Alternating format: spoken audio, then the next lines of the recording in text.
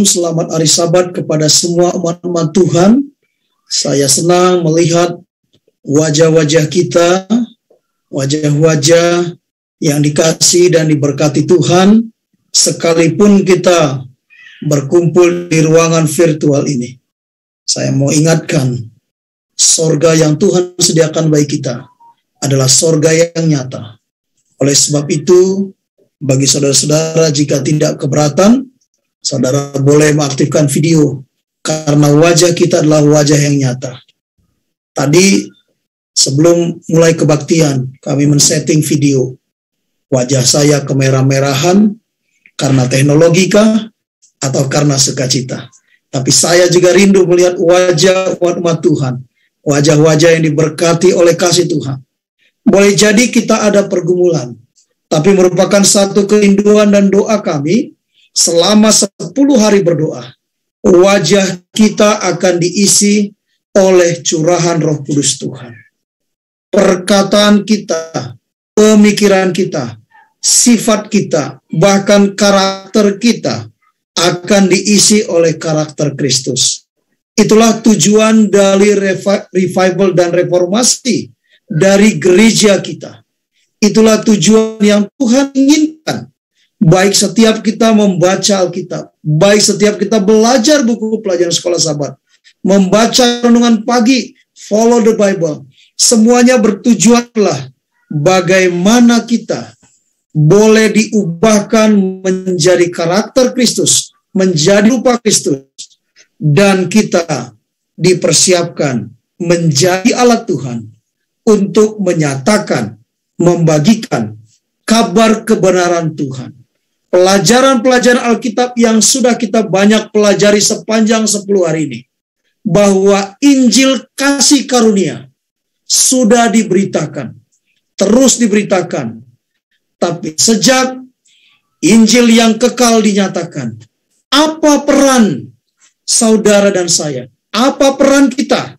Apa peran gereja untuk membagikan Injil yang kekal ini? Yaitu pekabaran 3 malaikat. Saya mau mengingatkan kepada sahabat-sahabatku orang muda. Setiap acara PA, ya, pekabaran Advent ke seluruh dunia. Itulah tujuan dari pemuda dan pemudi. Itulah tujuan dari gereja kenapa diorganisir. Pekabaran 3 malaikat ke seluruh dunia. Dan pada hari Sabat ini, pada saat kita dipanggil untuk membagikan, menyatakan akan pekabaran 3 malaikat ini, kita dipanggil untuk berdoa. Kita dipanggil untuk meminta kuasa Tuhan. Kenapa? Karena pekabaran ini adalah pekabaran yang sangat penting. Pekabaran ini adalah pekabaran yang sangat penting. Pekabaran ini merupakan inti dari Injil yang kekal. Injil yang kekal adalah kabar baik tentang kehidupan Kristus yang penuh pengorbanan diri. Pelayanannya yang penuh kasih. Kematiannya yang menebus. Bukan hanya kematian, kebangkitannya yang menghebohkan. Bukan hanya dia sudah bangkit, tapi pelayanannya sebagai imam besar. Dan ada satu lagi. Ini yang kita nanti-nantikan. Kedatangannya yang kedua kali dengan kemuliaan. Itulah inti dari Injil yang kekal itu. Satu, pelayanan Yesus selama di dunia ini, naik ke sorga, dan melayani sebagai imam besar, dan akan datang kembali dalam kemuliaan untuk menjemput saudara dan saya. Pena Inspirasi mengatakan, sebelum terjadinya penghakiman Tuhan yang terakhir terhadap bumi, akan terjadi suatu kebangunan rohani ilahi di antara umat Tuhan yang belum pernah disaksikan sejak zaman para rasul. Bumi kemarin sore bergoncang, khususnya daerah Banten, Jakarta sebagian. Guncangan ini membuat orang ketakutan berlari-lari. Ada keluarga yang mengatakan yang sedang dirawat di rumah sakit. Sampai-sampai protokol di rumah sakit diabaikan.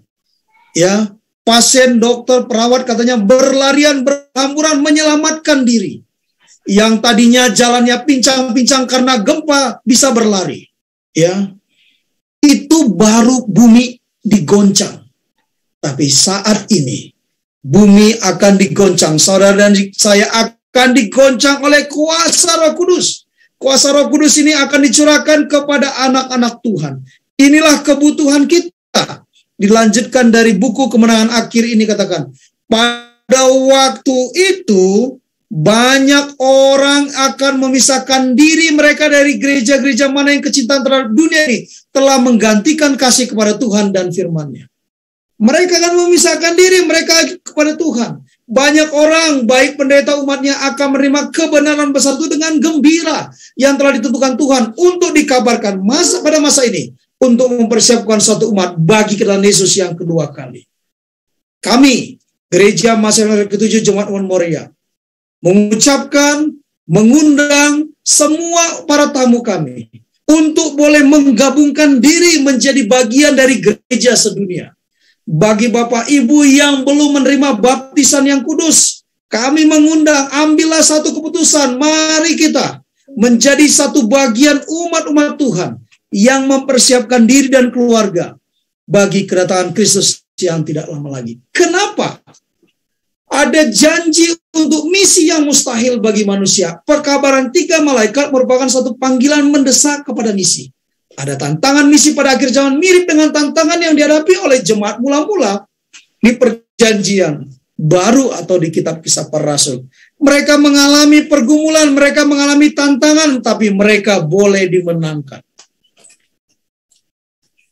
Yang menjadi kunci keberhasilan mereka adalah mereka membawa semuanya di dalam doa. Mereka menghidupkan satu kehidupan yang diserahkan sepenuhnya kepada Tuhan dan bergantung kepada Tuhan. Mereka menyadari bahwa mereka tidak punya kuasa apapun untuk menyelesaikan misi Yesus tanpa kuasa Yesus sendiri. Dan dari buku Desires of Ages halaman 362 katakan, kita harus terus memandang kepada Yesus, menyadari bahwa kuasanya lah yang membuat pekerjaan ini bisa berjalan. Sementara kita bekerja dengan sungguh-sungguh untuk penyelamatan jiwa-jiwa yang terhilang, kita juga perlu mengambil waktu untuk merenungkan, untuk berdoa, untuk belajar firman Tuhan. Hanya pekerjaan yang diselesaikan dengan banyak berdoa dan disucikan oleh jasa Kristus yang pada akhirnya akan terbukti menghasilkan kebaikan.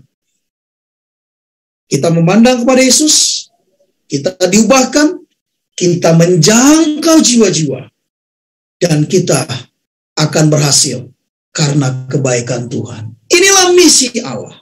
Inilah cara Allah. Inilah yang Tuhan lakukan. Adalah kuasa Kristus yang mengerjakan pekerjaannya melalui kita. Bukan hikmat kita, kepadan kita, karisma kita, atau pengetahuan kita. Hikmat untuk memenangkan jiwa datang dari Yesus. Dan kuasa untuk mengubahkan hidup adalah milik Kristus. Dan hanya Kristus saja. Kita tidak punya kuasa. Tetapi Tuhan punya kuasa. Pekabaran 3 malaikat memanggil kita untuk hidup dalam penurutan. Hidup dalam penurutan akan firman Tuhan. Wahyu 14:7 katakan, takutlah akan Allah dan muliakanlah Dia, karena telah tiba saat penghakimannya.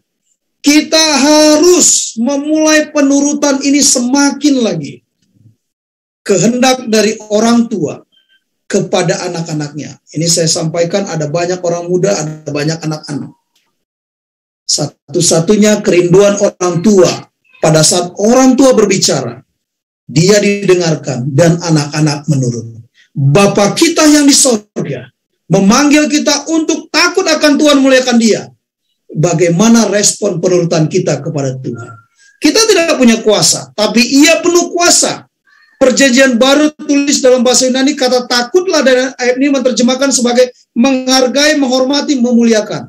Pada saat kita katakan takutlah akan Allah, maka saya akan menghargai Tuhan, menghormati Tuhan, memuliakan Tuhan dalam kehidupan saya, dalam kebaktian saya, dalam semua segala sesuatu yang saya kerjakan.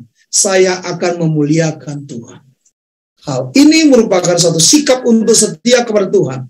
Satu sikap mental untuk menurut kepada kehendak Tuhan, kepada perintah Tuhan, kepada firman Tuhan, kepada Taurat Tuhan.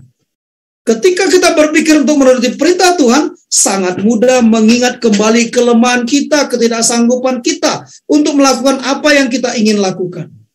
Ada solusi terhadap masalah ini, di mana kita selalu gagal. Tapi pada saat kita bertobat, pada saat kita gagal lagi, pada saat kita lemah, tetapi Tuhan kuat. Kita rapuh, Ia perkasa. Kita tidak punya kuasa, tapi Tuhan yang kita sembah adalah Allah yang Maha Kuasa. Penghakiman di bait suci surga dilambangkan oleh hari raya pendamaian. Pada hari pendamaian seluruh bangsa Israel berkumpul di seliling bait suci. Ya, dari suku Yehuda di pintu timur. Ya, mereka berkumpul di sekeliling bait suci, mengakui dosa mereka, meminta pengampunan dari Tuhan. Dan saat ini Yesus sebagai imam besar di sorga sedang melakukan tugas pelayanannya. Apa yang kita lakukan? Kita perlu memeriksa kehidupan kita, meminta ampun kepada Tuhan, mengakui segala kesalahan kita. Kita tidak tahu, gempa kemarin tidak sampai 7 skala Richter. Tapi kalau sampai lebih, itu akan sangat menggoncang dan pengaruhnya akan sangat mengganggu kehidupan kita. Tapi kita rindu pada saat Imamat 23 ayat 29 menekankan, karena setiap orang yang pada hari itu tidak meredakan diri dengan berpuasa, haruslah dilenyapkan dari antara orang-orang sebangsanya. Pada saat hari pendamaian, mereka harus merendahkan diri dan berpuasa. Terima kasih kepada para Bapak Ibu umat-umat Tuhan. Selama 10 hari ini ada di antara kita yang berdoa berpuasa. Jawaban doa yang Tuhan berikan. Mungkin jawaban doa permohonan kita belum semuanya Tuhan jawab. Tapi tetap bahwa hari ini, saat ini kita sedang hidup dari hari pendamaian di mana Yesus melayani di bilik yang maksudnya sebagai imam besar kita. Kita harus merendahkan diri kita, berpuasa untuk kita boleh meratap, memeriksa jiwa kita, mencari Tuhan, bertobat mengaku dosa kita, memohon kuasa untuk menghidupkan kehidupan yang takut akan Tuhan. Sesungguhnya mata Tuhan melihat orang, ya. Tuhan tahu di mana kita berada saat ini. Tuhan tahu apa yang kita lakukan. Tuhan tahu isi hati dan tujuan peribadatan kita. Tapi pada saat ini di hari pendamaian diingatkan untuk kita menghidupkan kehidupan yang takut akan Tuhan. Pengertian pekabaran penghakiman akan menuntun kita memiliki satu hubungan yang mendalam dengan Kristus. Kita akan merindukan untuk kemuliaan namanya dan tidak melakukan apapun yang akan mencoreng reputasi namanya. Apapun yang kita lakukan, baik pada saat kita diberikan satu tugas untuk pelayanan di gereja, pada saat kita dilakukan tugas untuk memberi, mendukung, menolong orang lain, biarlah semuanya itu kita lakukan agar hubungan kita semakin lebih mendalam kepada Tuhan Yesus. Karena saudara dan saya, kita diciptakan untuk satu tujuan. Apa tujuannya? Pekabaran 3 malaikat, panggilan nyaring untuk menyembah pencipta kita. Kita sebagai ciptaan, kita yang diciptakan, tujuan kita adalah untuk menyembah pencipta kita. Untuk menyembah Tuhan. Saudara dan saya, kita tidak diciptakan sesuai dengan teori evolusi, walaupun teori itu tidak diciptakan karena kecelakaan genetika. Kita bukan karena kebetulan, tapi kita diciptakan karena kita berharga, karena kita datang dari Yesus. Merupakan satu pemikiran yang menakjubkan saat menyadari bahwa keberadaan kita adalah oleh karena kehendak Tuhan. Saudara dan saya, Bapak Ibu, ya anak-anak yang hadir, kita Tuhan taruh, Tuhan titipkan dalam rahim ibu kita. Dari jutaan sel tadinya yang bisa jadi, tapi hanya saudara, hanya saya yang Tuhan izinkan untuk menjadi pemenang, bertumbuh dalam rahim ibu kita, dan dilahirkan di dunia ini. Tuhan punya rencana, Tuhan punya misi, Tuhan punya yang indah buat kita. Oleh sebab itu, pada saat kita diberikan hari Sabat, kita diingatkan akan pencipta kita. Kita ciptaan, ada pencipta yang harus kita sembah. Ada tujuan saudara dan saya. Oleh sebab itu jangan pernah merasa, Tuhan hidup saya lemah. Tuhan, saya tidak berharga. Tuhan, saya tidak berhasil. Tuhan, saya akhiri saja hidup saya. Saya pernah sampaikan kesaksian ini. Seorang bapak yang memiliki dari materi, bagi saya materinya di atas rata-rata. Pekerjaannya bagus, punya istri, punya anak-anak, punya kebutuhan materi yang mencukupi. Tapi pada satu siang dia bertelepon kepada saya. Istrinya bertelepon, "Pak Pendeta datang sekarang ke rumah. Saya sedang tidak di rumah, tapi suami saya tadi katakan dia akan bunuh diri." Aduh, saya bingung. Saya hitung perjalanan dari tempat saya tinggal, dari Meruya ke rumah itu paling sedikit 20 menit, paling kencang 15 menit. Lalu saya berdoa, Tuhan, tuntun, Tuhan buka jalan, Tuhan hadir di sana. Lalu saya minta diakon, saya minta anggota jemaat saya, tolong datang segera ke rumah itu. Karena perjalanan saya paling cepat 15 menit, saya tidak bisa mendahului malaikat. Kita berdoa, dan saya pesankan kepada anggota jemaat yang datang ke sana, datang bersama dengan security. Saya tidak tahu kalau 5 menit menggantungkan leher ini pasti akan mati. Ya. Dan puji Tuhan, pada saat anggota kita datang ke sana menggedor-gedor, ya, tidak berapa lama lagi saya sampai, saya lihat dia punya pintu, ada tali kabel hair dryer.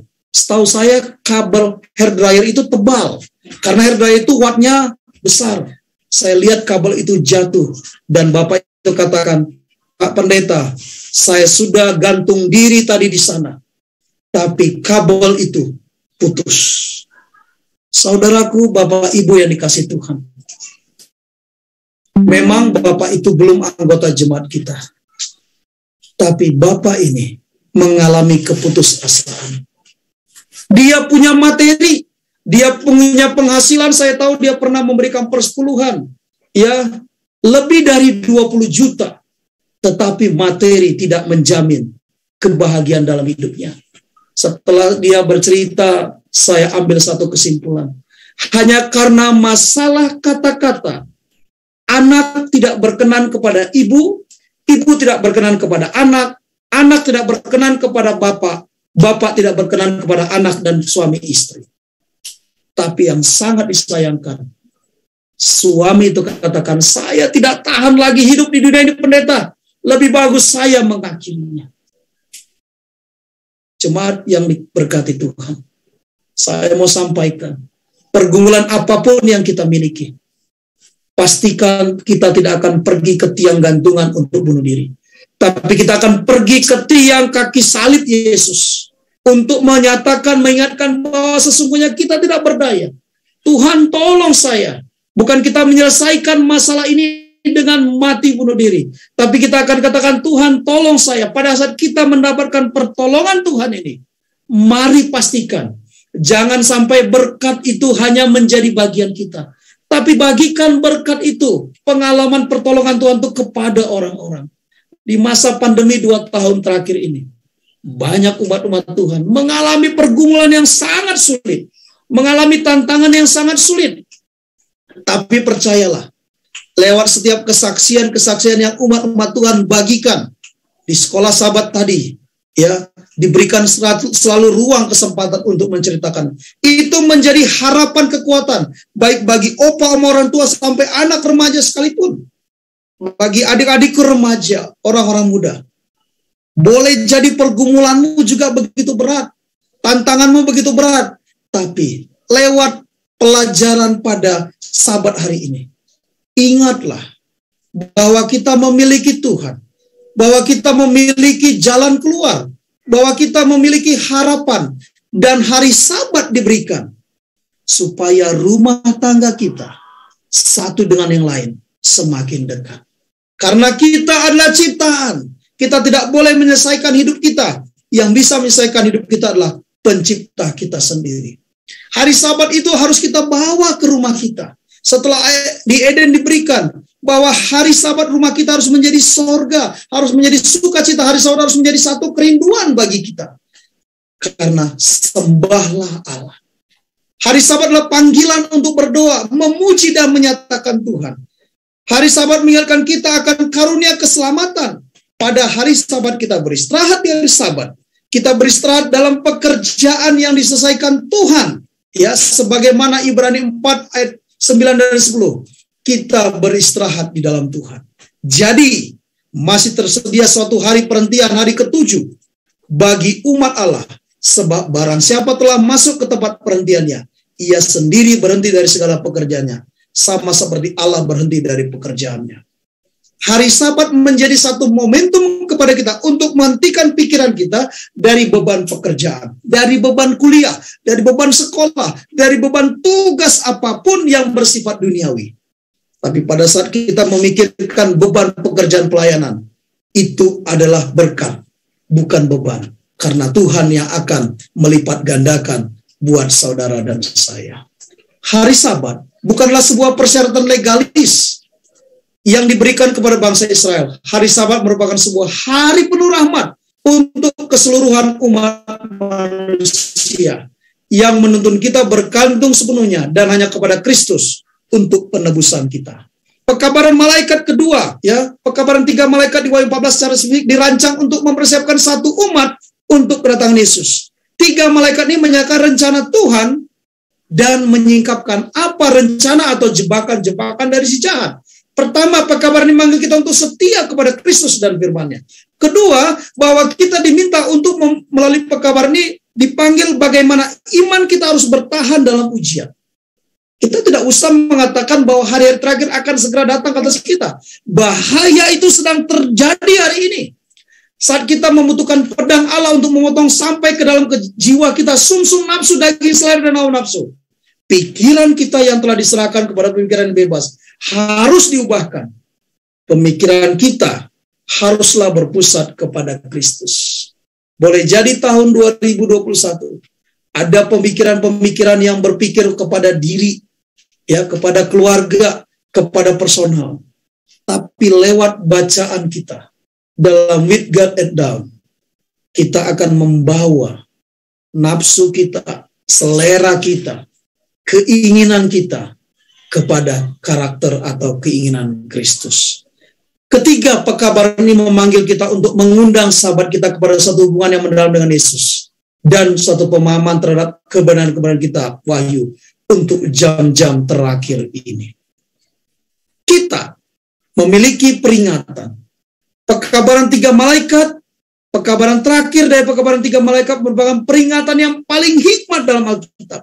Peringatan ini diabaikan oleh banyak orang. Namun peringatan ini menyatakan kebenaran rohani, mengubahkan hidup, menyentuh kebutuhan kita yang terdalam, dan menarik kita untuk lebih dekat kepada Yesus. Hati-hati, selain Kristus bekerja keras, tapi antikristus juga akan bekerja keras. Antikristus ini akan bekerja sadar atau tidak sadar, itu bisa menjadi karakter kita. Ada keangkuhan, gantinya merendahkan diri. Meninggikan diri, gantinya mengorbankan diri. Ya. Gantinya kita percaya kepada hikmat Tuhan, Alkitab, kita percaya kepada hikmat manusia. Dan ini, prinsip antikristus ini, telah mendarah daging dan tersebar dalam setiap kegiatan manusia. Saudaraku, kalau kita berfoto, apakah lewat Zoom, apakah lewat pertemuan keluarga, setelah kita ambil gambar itu, kita lihat di handphone kita, foto siapa yang pertama kita cari?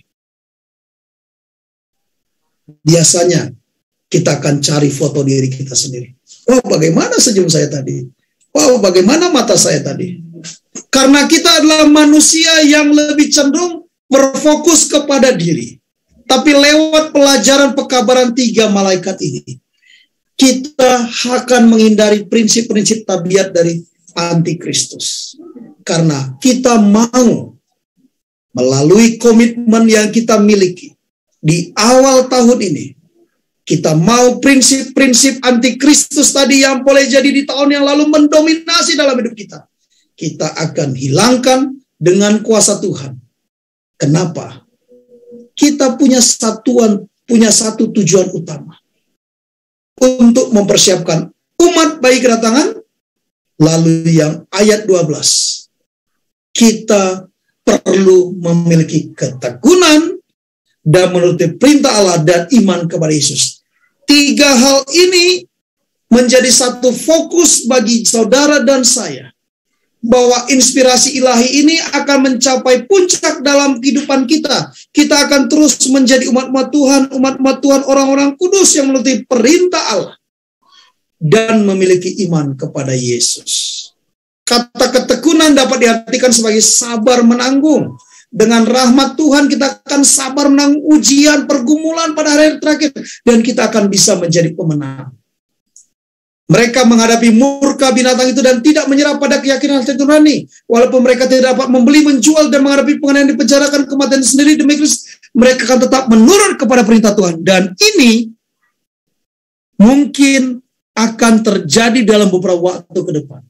Apa yang harus kita lakukan? Boleh jadi kita masih berfokus untuk hal ini, tapi akan tiba saatnya. Saudara tidak akan bisa melakukan ini. Mereka tidak dapat dipaksa menyerahkan kesetiaan mereka kepada Kristus. Mereka hidup penuh rahmat, meninggalkan Kristus, hidup menurut di tengah dunia yang penuh dengan dosa. Memberontak dan tidak mau menurut dalam jam terakhir planet bumi ini. Lalu, Yakobus 5 ayat 18 katakan, ia berdoa pula dan langit menurunkan hujan dan bumi pun mengeluarkan buahnya. Pada saat kita memiliki pekabaran 3 malaikat, kita sudah menyatakan ini, kita sudah bergumul ini, tapi akan tiba pergumulan. Pengalaman Nabi Elia boleh jadi menjadi bagian kita. Kita sudah menang, kita sudah berdoa, api turun dari langit, menyambar itu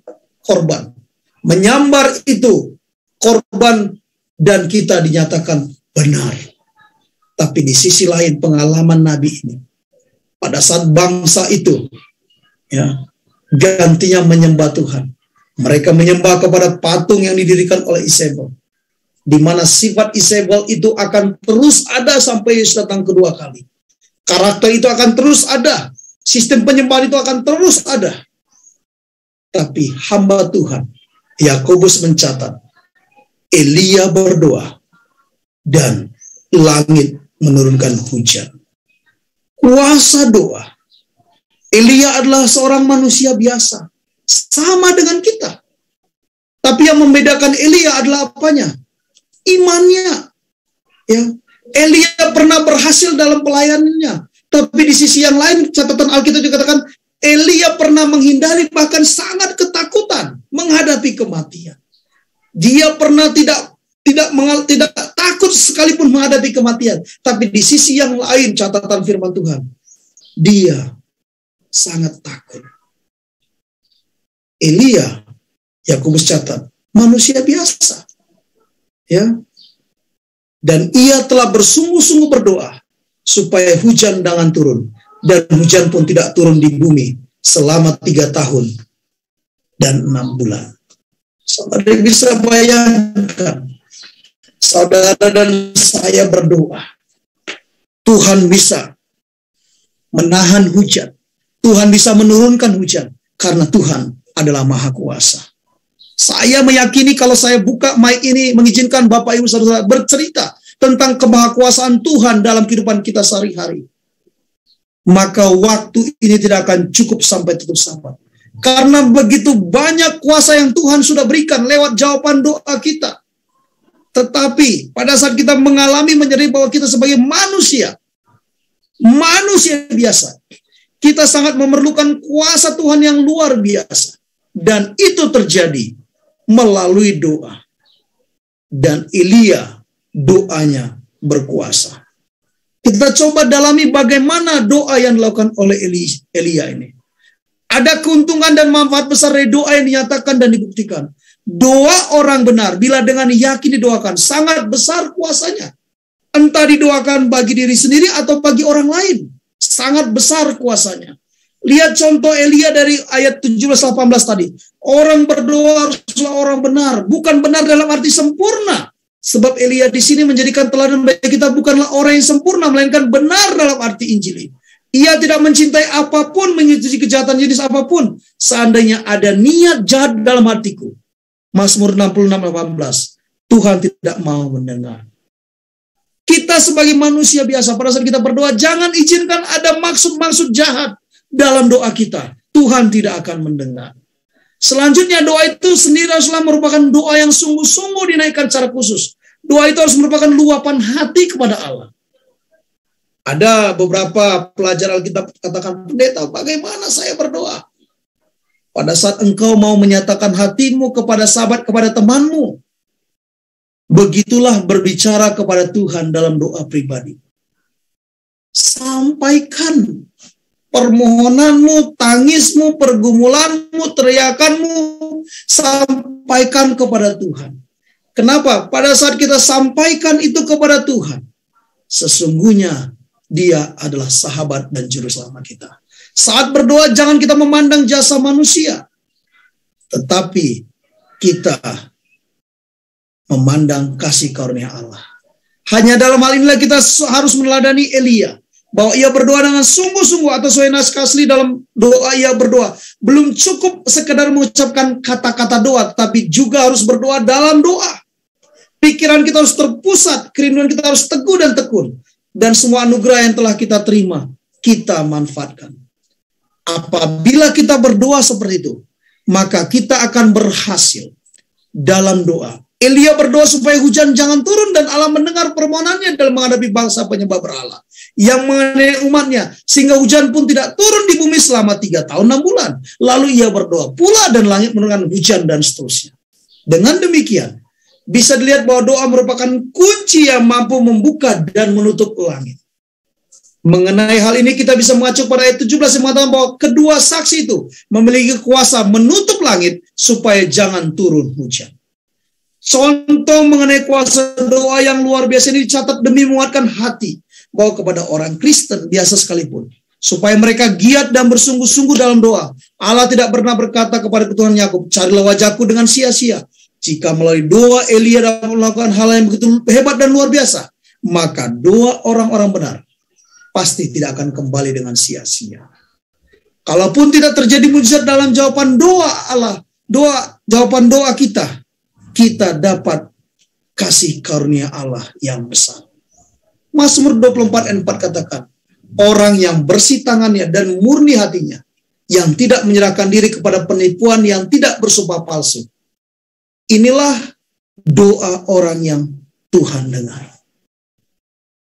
Elia berdoa, langit menurunkan hujan.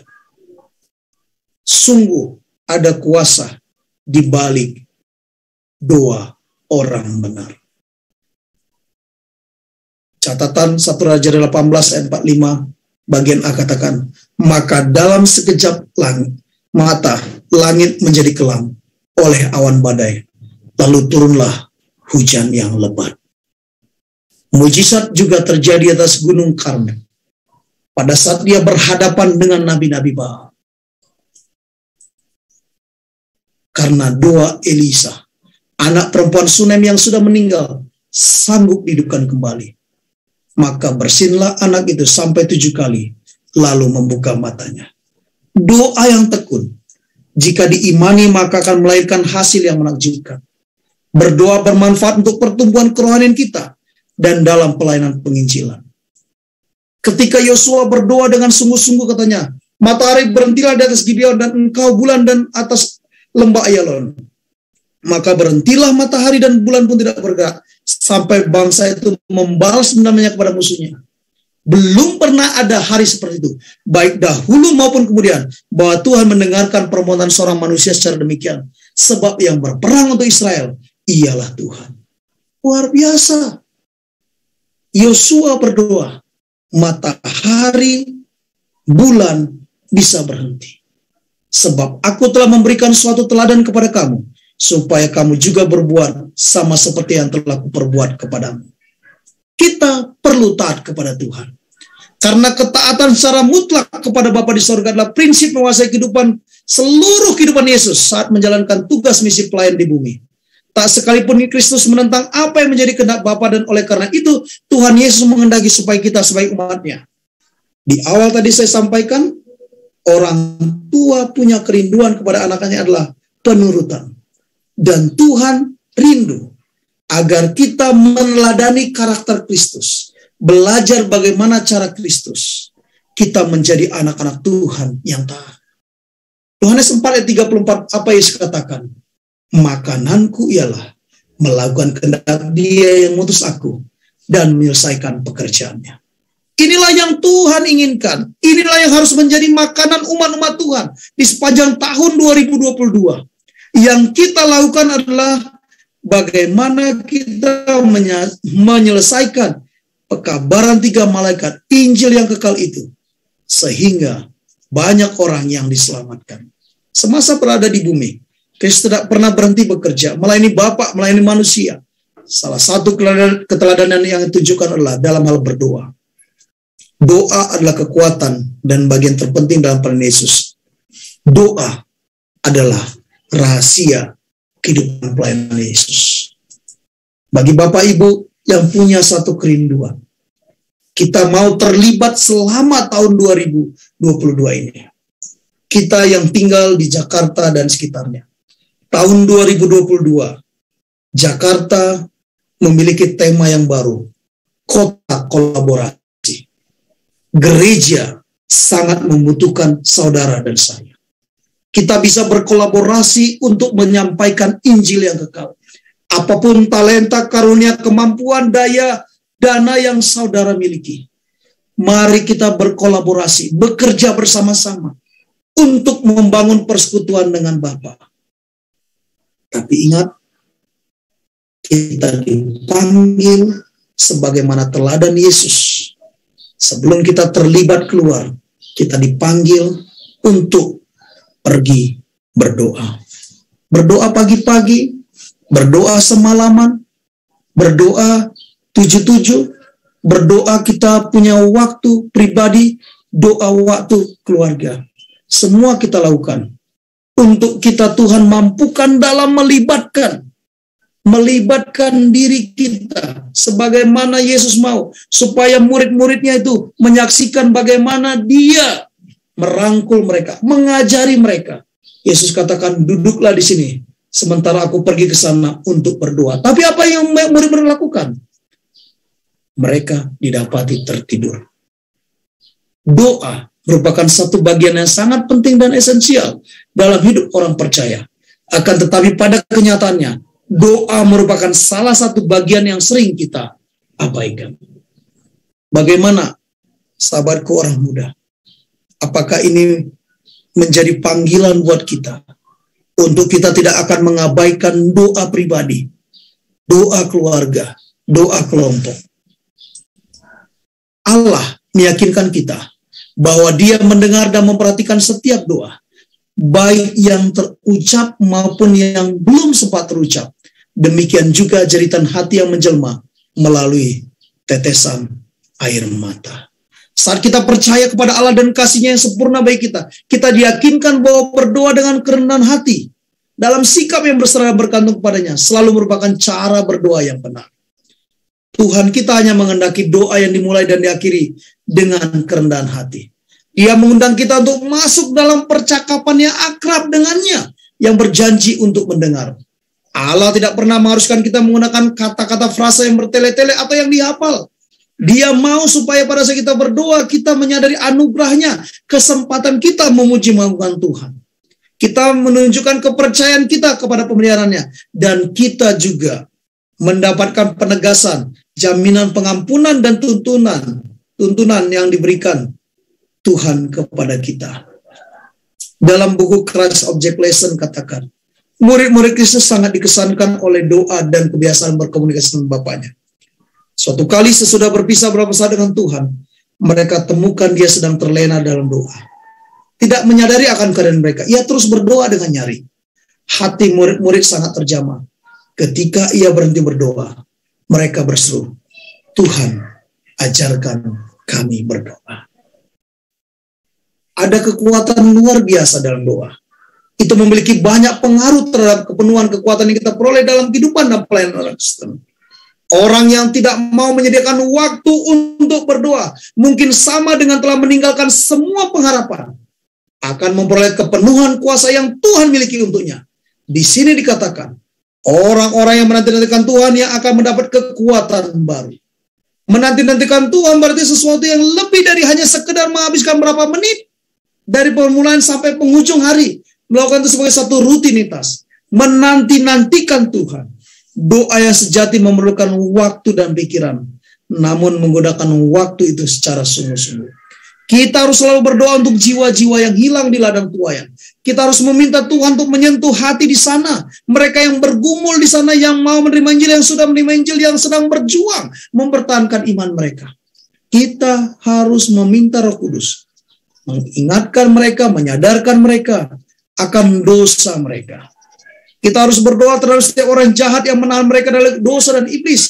Kita harus mengikat orang yang kuat dengan melalui doa-doa kita. Kita harus juga berdoa agar Tuhan meneguhkan firman-Nya melalui kita dengan memanifestasikan tanda-tanda keajaiban di antara orang-orang yang kita layani, sehingga menuntun pada keselamatan jiwa yang besar. Pada setiap pertemuan kami, saya terus-menerus memberikan amaran dan berdoa untuk semua seorang, kemudian orang lain berikutnya, sampai setiap orang akhirnya menyerahkan diri kepada Yesus sambil mengakui kebaikan kasih-Nya yang mengampuni.